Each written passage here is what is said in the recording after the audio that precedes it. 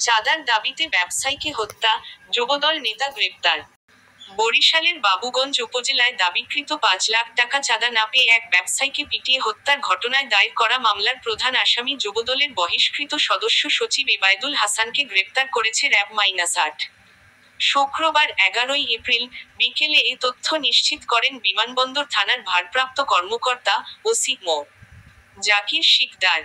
তিনি জানান, Barishal cadet college সংলগ্ন এলাকায় র‍্যাব সদস্যরা অভিযান চালিয়ে এবায়দুল হাসানকে গ্রেপ্তার করে থানায় সোপর্দ করেন।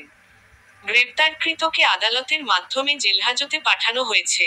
মামলার অন্যান্য আসামিদের গ্রেফতারের চেষ্টা অব্যাহত রয়েছে।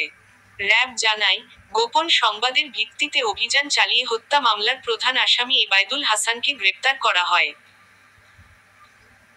মামলার এজাহারে জানা গেছে, গত ১১ আগস্ট ৫ লাখ টাকা চাঁদার দাবিতে বিমানবন্দর থানাধীন বাবুগঞ্জের চাঁদপাশা ইউনিয়নের বকশিরচর গ্রামের সুলতান হাওলাদার ৬৫ নামের এক বৃদ্ধ ব্যবসায়ীকে লোহার শাবল দিয়ে পিটিয়ে হত্যা করে তৎকালীন উপজেলা যুবদলের সদস্য সচিব এবায়দুল হাসান ও তার সহযোগীরা।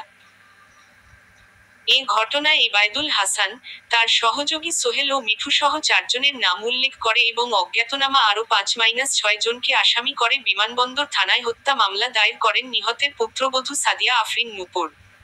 এ মামলার প্রধান আসামি উপজেলা যুবদলের সদস্য সচিব এবায়দুল হাসান চাঁদসাপা ইউনিয়নের ঘটকেরচর গ্রামের মৃত সেকান্দার আলী ছেলে।